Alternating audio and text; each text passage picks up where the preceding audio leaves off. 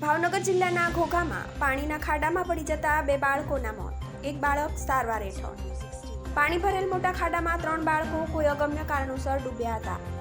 જ્યારે બાળકો ખાડામાં પડ્યા હોવાની જાણકારી સ્થાનિકોને મળતા તાત્કાલિક શોધખોળ કરી હતી. ખાડો આશરે 4 ફૂટ ઊંડો હોવાથી 2 બાળકોના મોત નીપજ્યા હતા. અમિત કિરણભાઈ પટેલિયા, રોહિત નાજીભાઈ પટેલિયા, આકાશ નાજીભાઈ પટેલિયા 3 બાળકો પાણીમાં ગરકાવ થયા હતા.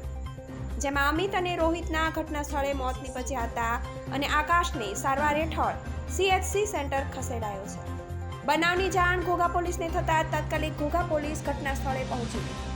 પાણીની ટાંકીની બાજુમાં પાણી ભરેલ મોટા ખાડામાં ડૂબી ગયેલ એક બાળકને રેસ્ક્યુ કરી ઘોઘા CHC હોસ્પિટલ ખસેડવામાં આવ્યું અને 2 બાળકોને PM અર્થે ઘોઘા CHC હોસ્પિટલ ખસેડવામાં આવ્યા. આ બનાવની જાણ ઘોઘા પોલીસને થતાં જ તાત્કાલિક ઘોઘા પોલીસ ઘટના સ્થળે પહોંચી હતી.